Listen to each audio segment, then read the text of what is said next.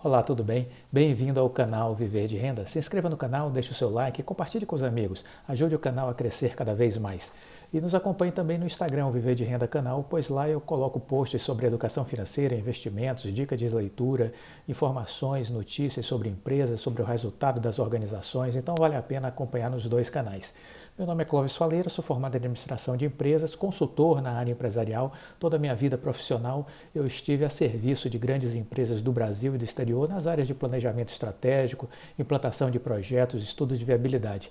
Essas experiências me ajudaram de alguma forma a poder melhor avaliar os meus investimentos. Em 2006 eu comecei a investir na Bolsa de Valores e essa experiência do mundo corporativo tem me ajudado até hoje, tanto na análise das empresas como na questão dos estudos com relação aos seus planejamentos estratégicos, às suas visões de longo prazo, estudo de mercado.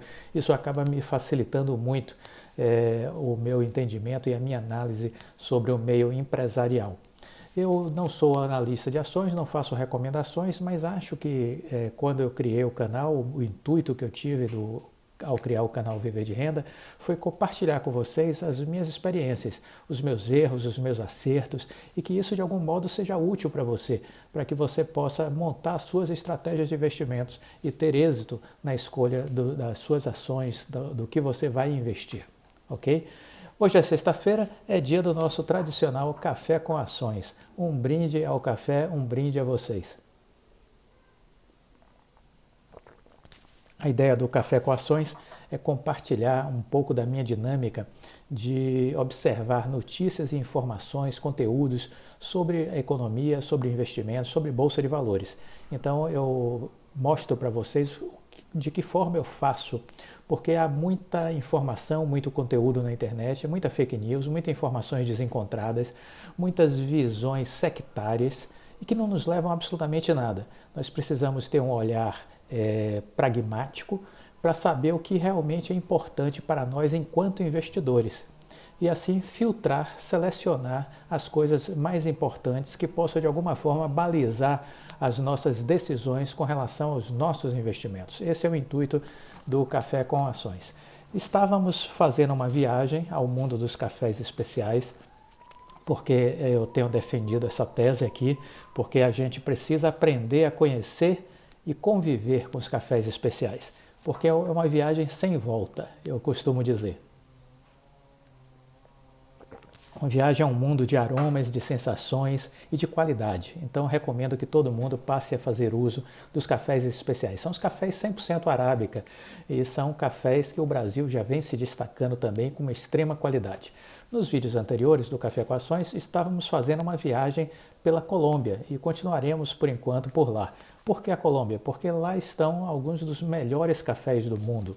Então estamos falando nesse momento ainda sobre essa qualidade do café colombiano.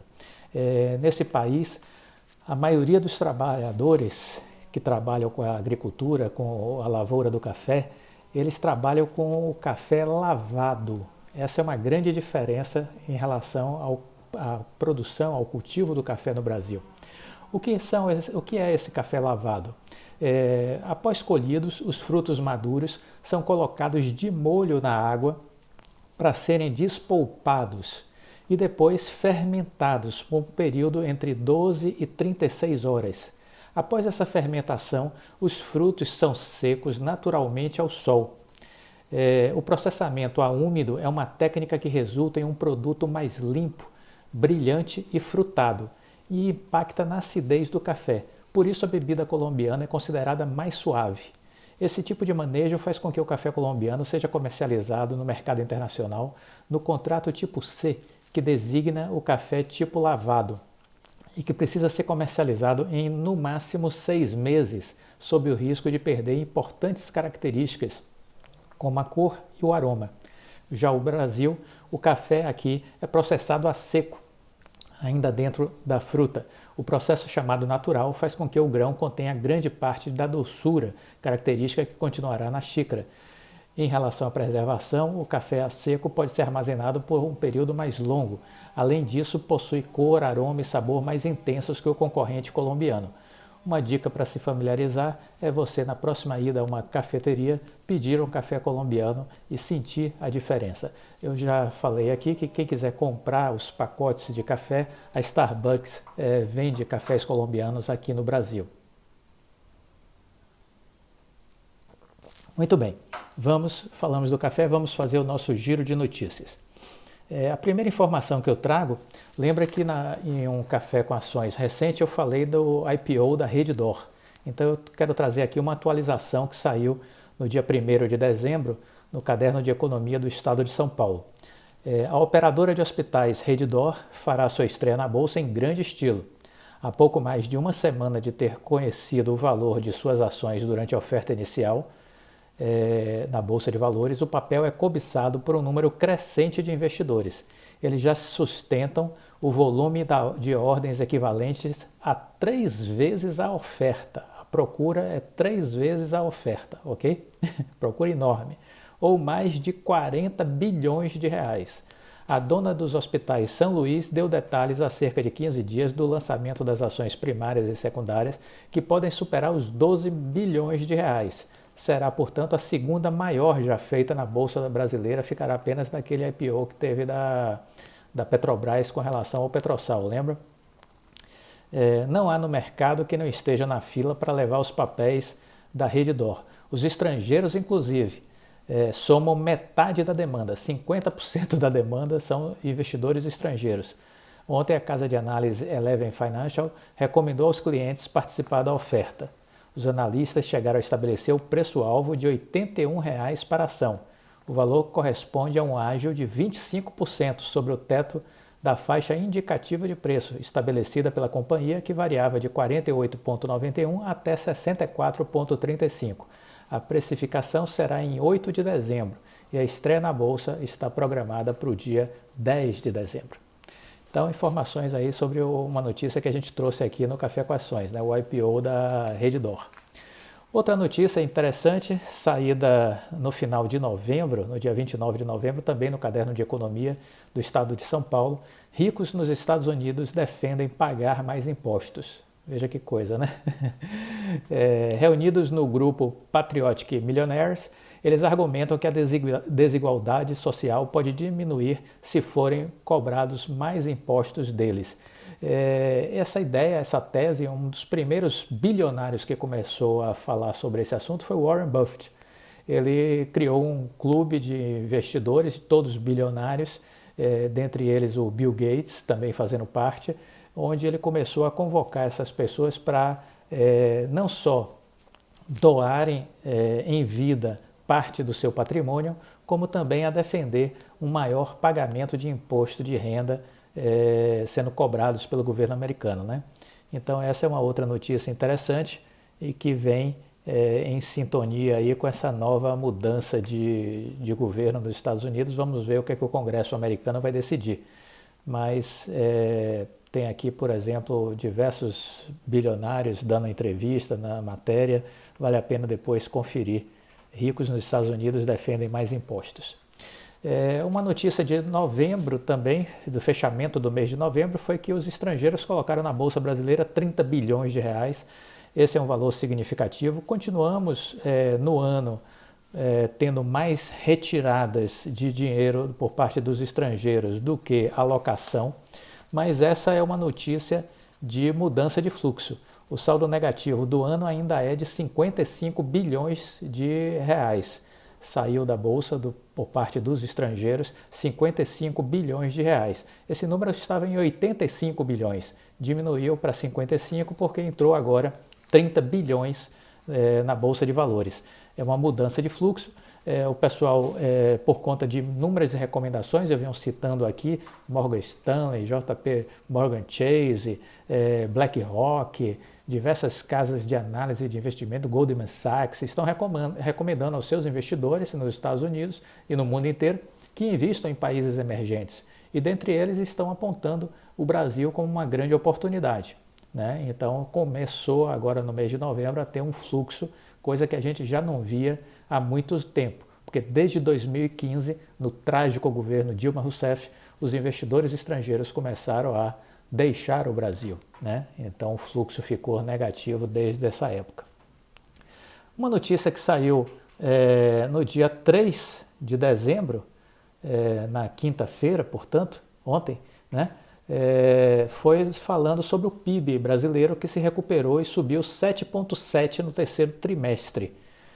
Ficou um pouco abaixo da estimativa dos economistas, dos analistas, esperavam uma alta de 9%, mas ficou uma alta de 7,7%. Então, o que é que a gente pode falar sobre isso? Essa foi uma matéria que saiu na Bloomberg, e o que é importante dizer? É que a notícia é ótima, é um crescimento forte, entendeu? O pessoal, que a imprensa brasileira, aqui quando repercutiu depois pela Infomoney, pelo Estadão, pela Folha, meio que destacaram o efeito negativo, né? Quer dizer, não cresceu 9, cresceu 7,7, como se isso fosse ruim.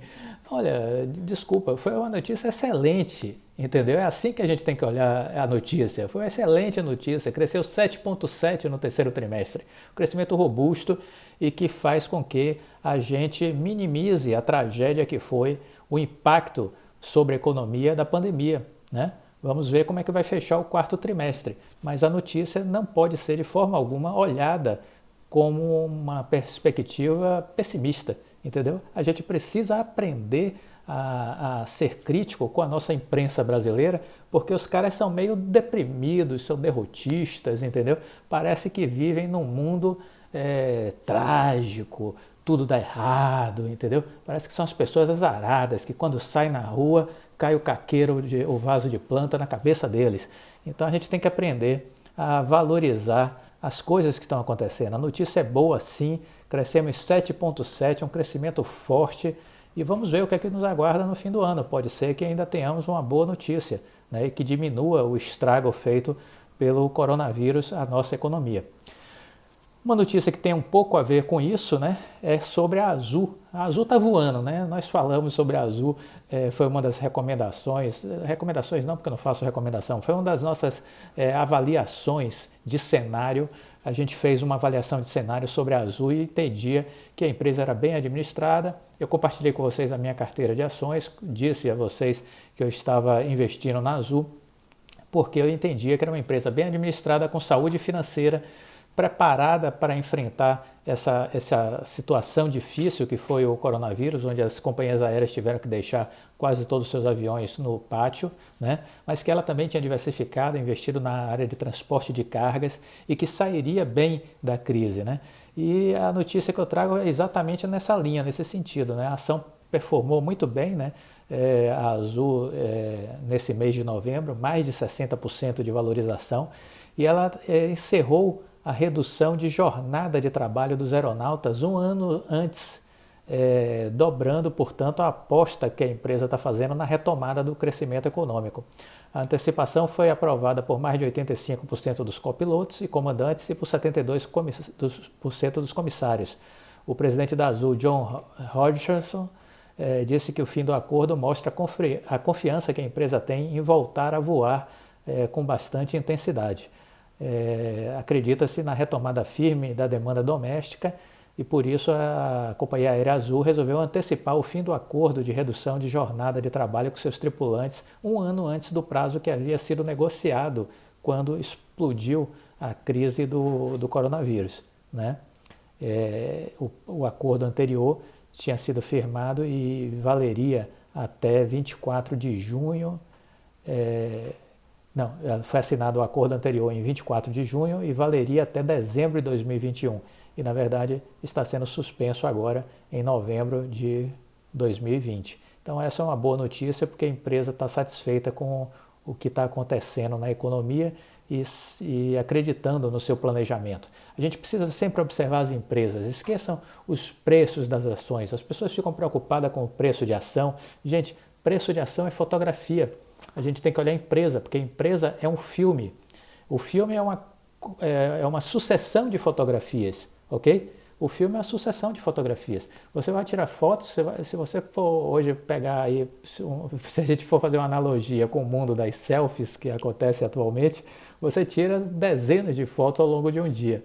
Então, com a ação, enquanto a bolsa estiver aberta, você pode tirar várias fotografias do preço da ação. Esqueça o preço, porque o preço ele sobe e desce conforme os ruídos no mercado. O importante é ver o filme, para onde a empresa está indo, qual a sua trajetória, o que está sendo feito de planejamento, de execução, quais são as oportunidades, os diferenciais da empresa, a qualidade da gestão, é isso que importa, porque é isso que vai dar o resultado final da empresa, entendeu? Então a gente precisa estar olhando isso e não ficar tão angustiado com esse sobe e desce do preço das ações. Porque o subir e o descer o preço da ação é normal, é um mercado de renda variável. Por isso tem esse nome, porque varia. Então a gente precisa aprender a dominar as nossas emoções. Falamos sobre isso ontem, na quinta-feira, sobre a importância de controlar as nossas emoções, né? O bom investidor aprende a controlar suas emoções. O Warren Buffett, o meu guru maior, ele diz o seguinte: se você não consegue controlar as suas emoções, você jamais conseguirá controlar o seu dinheiro. É simples assim, entendeu? E ele ainda diz outra coisa: se você não consegue controlar o seu dinheiro, se você não consegue controlar suas emoções, você vai perder o seu dinheiro, porque a Bolsa de Valores, o dinheiro sai das mãos dos impacientes e vai para a mão dos pacientes. Então, isso é a dinâmica do mercado financeiro. A gente precisa aprender a controlar as nossas emoções.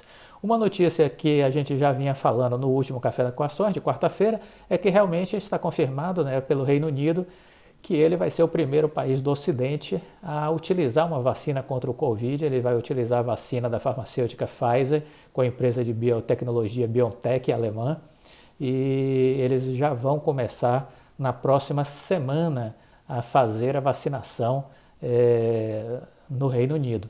Então está tudo certo. Outro país que já está se organizando para iniciar a vacinação ainda em dezembro é a Alemanha. São ótimas notícias que estão vindo lá do nosso velho continente da Europa, né? E eles que foram tão duramente castigados pelo coronavírus já vão começar a vacinação esse ano. Muito bem, ainda falando sobre casas de investimentos, o JP Morgan, um banco de investimentos americano, ele enxerga que a Bolsa Brasileira pode terminar o ano de 2021 a 134 mil pontos. Olha que beleza, 134 mil pontos, previsão do JP Morgan. Desde que a agenda de reformas estruturais seja retomada. Ele espera que a retomada da atividade econômica global sustente os ganhos adicionais da Bolsa Brasileira à medida que o país consiga avançar com a sua agenda de reformas. O Brasil é o principal candidato para ir melhor entre os mercados acionários da América Latina em 2021. Esperamos uma aceleração da economia global com pequena desvalorização do dólar. Então essa é a projeção do JP Morgan, que os nossos políticos ouçam, né, pelo amor de Deus, e que ajudem, porque o nosso grande problema hoje são os nossos políticos. Esperemos que eles possam ter a responsabilidade de cuidar do nosso povo, porque nós estamos com 2 décadas perdidas. Quem procurar no Google vai buscar informações aí. Na década de 80 foi uma década perdida. O Brasil não cresceu durante 10 anos na década de 90. Né? E agora, de 2010 a 2020, nós deveremos consolidar a nossa segunda década perdida. Ou seja, serão 20 anos que o Brasil não crescerá. Isso é uma coisa dura, é uma coisa trágica que prejudica quem? Prejudica a sociedade brasileira, né? A população brasileira. Então as pessoas precisam cobrar dos políticos a responsabilidade, porque eles são eleitos para cuidar do povo e cabe ao povo pressionar os políticos para que eles cumpram o seu papel, entendeu? Eles são remunerados para isso, foram eleitos para isso. A sociedade brasileira precisa ser mais exigente, não pode ser tão condescendente com essa categoria que tem trabalhado tão mal para o nosso país, né? E aqui eu não estou falando de nenhum partido, de ninguém especial, eu estou falando da coletividade do mundo político, né? Que fica muito a desejar. Não seria diferente ao a gente olhar os números e ver que a gente perdeu a década de 80 e que agora está jogando no lixo 2010 a 2020 com crescimento zero.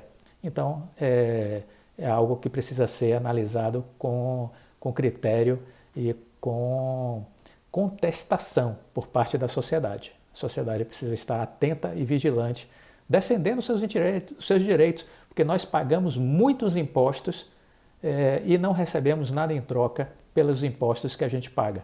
Né? Estamos péssimos com relação à infraestrutura, com relação à segurança, saúde, educação. Então é preciso acordar, porque quando a gente vai conhecer os outros países, quando a gente vai visitar a Europa, a gente vê um mundo totalmente diferente do ponto de vista de qualidade de vida, de infraestrutura, de segurança, da não existência de violência. Então a gente precisa torcer para que o Brasil um dia possa ser um país de primeiro mundo, que ele não é ainda e ainda está longe de ser. Né? Mas esse é o nosso Café com Ações, estamos concluindo, espero que vocês tenham gostado, que vocês tenham tomado aí do outro lado o seu cafezinho também,